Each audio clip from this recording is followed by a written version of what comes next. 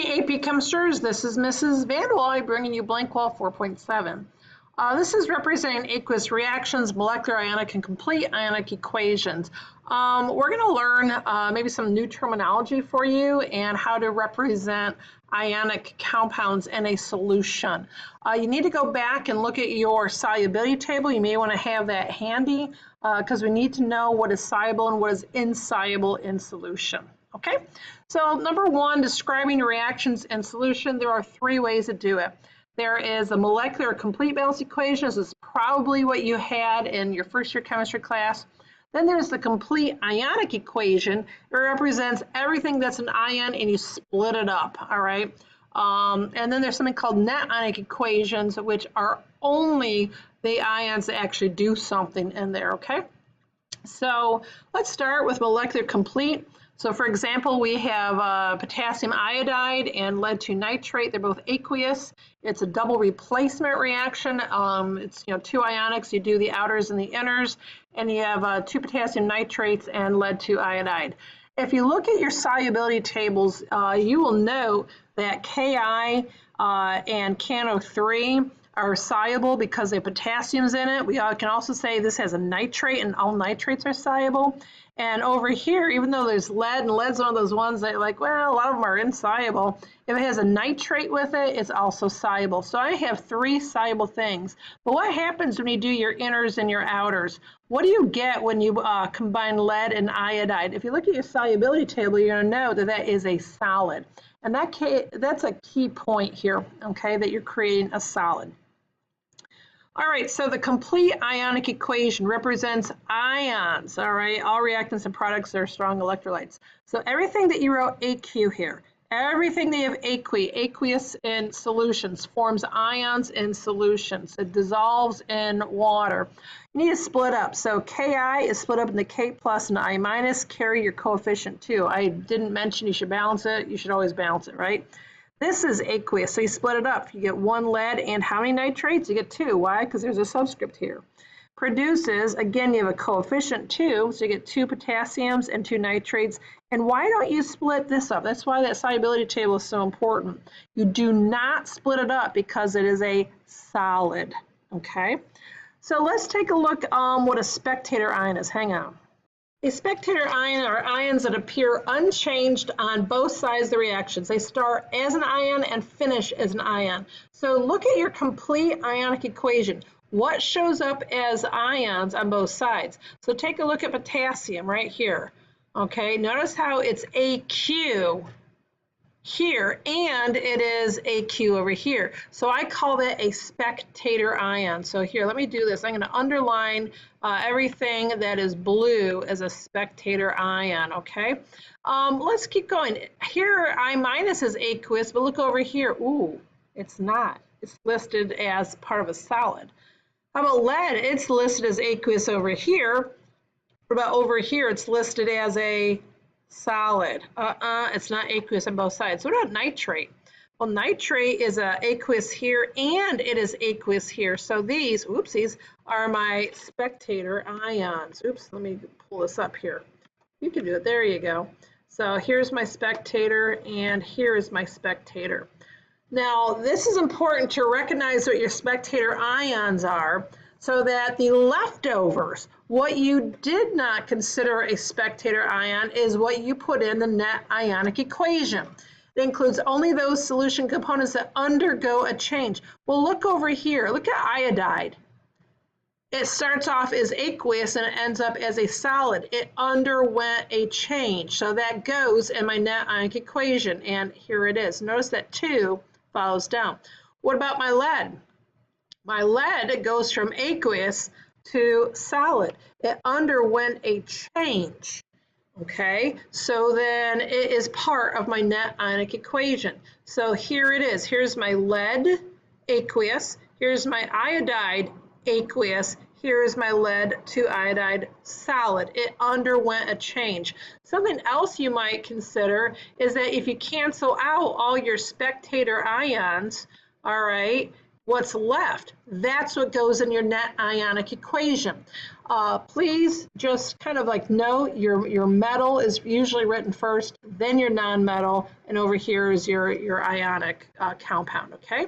So it says there's always a conservation of mass and charge in net ionic equations. What does that mean? One lead, two iodides, two iodides. What's a 2 plus and carry this negative charge through?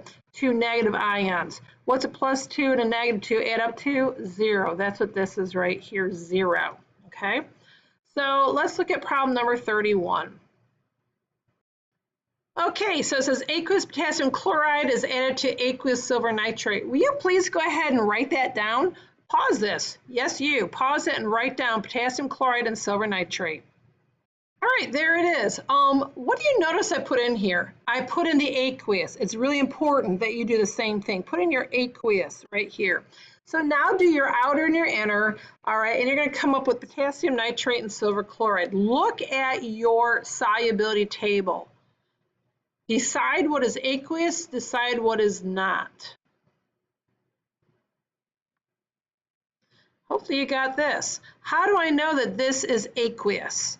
I know it's aqueous because all nitrates and all potassiums are always soluble. How do I know this is not? Well, you look at your kind of exceptions to your chlorides, bromides, and iodides, you'll see that silver chloride, silver bromide, and silver iodide are all insoluble. What does that mean? They form solid precipitates, okay?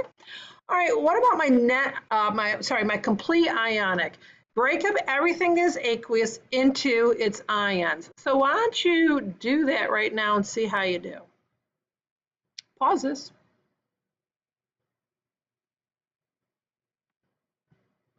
All right, so you want to break the KCl up into its ions. So you want your K plus and your Cl minus. Actually, I probably need to reformat this a little bit. Put this down here. Uh-oh, don't look at that. All right, so there's your K plus and Cl minus. Break this up into its ions.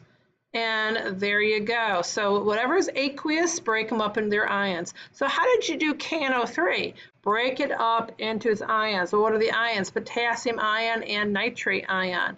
And what about this? This is a solid. Do you break it up? Nope. All right, so what do we do about our net ionic? I'm going to get out my blue pen over here, and I'm going to cancel out anything that does not change from both sides. So potassium aqueous, that did not change. I'm going to cross you out, okay? What about chloride? Chloride aqueous, oh, nope, it's a solid over here. Don't cross it out. Silver's aqueous, silver's, ooh, solid. Don't cross it out. It changed. Nitrate aqueous, yes, cancel those puppies out. There you go. So what is left? What did I not cross out? My chloride, my silver, and my silver chloride. What did I ask you to do up here? What do you write down first?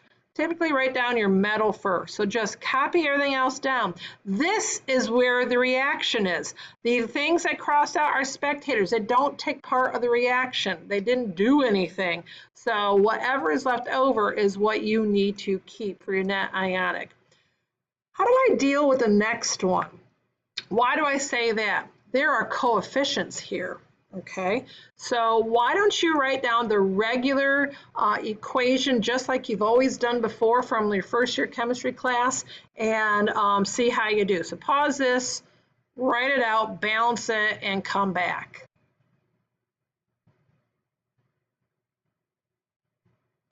All right, this is what I got. Potassium hydroxide. Notice it's aqueous. Yes, I knew that because potassium is always aqueous. Iron 3 nitrate is aqueous. Yes, why? Because all nitrates are aqueous. So when you do your inners and your outers, look what you get here. You get a nitrate with potassium. It's aqueous because nitrates and potassiums are always aqueous. But here we have a hydroxide with iron. It's pretty much insoluble. Oops, you know what I didn't put here? I did not put in a little S here. Let me do that real quick. There you go. Oops. And here it is. All right, well, I got 2 S's now.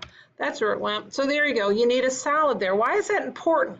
Well, what's my next step? What's my complete ionic? So you need to split up each ion here, or each aqueous, into its ions. Can you do that right now? See how you do. Pause this. Come back.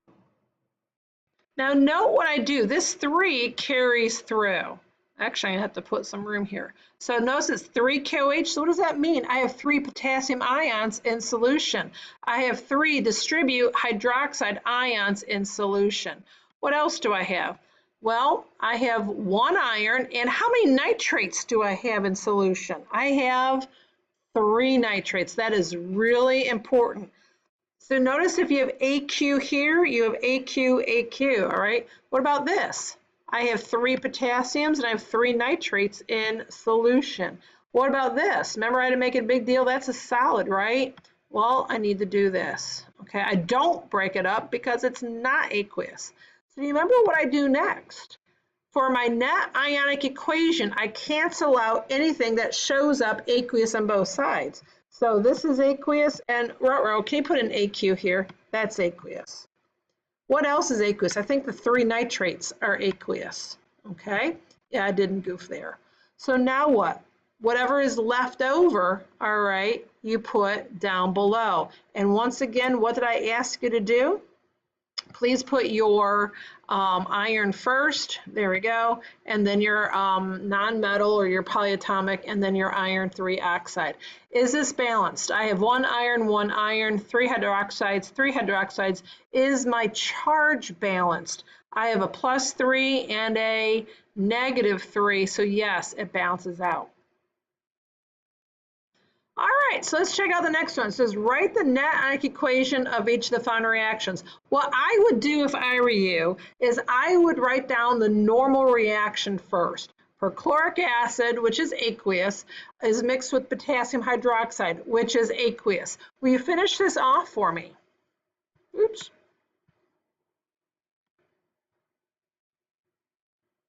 Okay, hopefully you paused it. And this is what I got, my inners and my outers, okay? Look what happens when you get water. Water is not aqueous. There's nothing dissolved in if it's water, okay?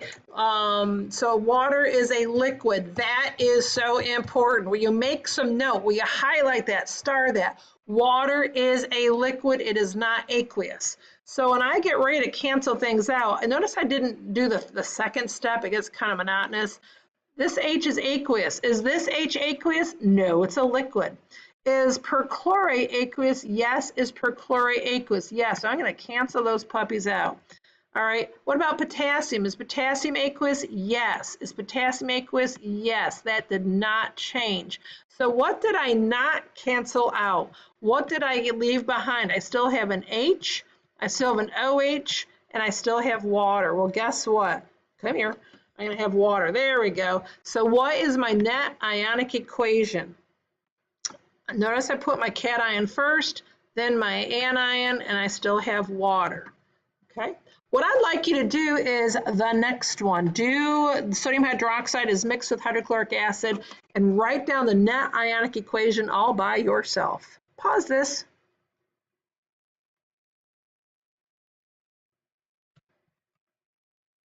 All right, hopefully you start off with this, and let's see what happens. We're going to cancel a few things out. What is aqueous? Is H aqueous? Not over here.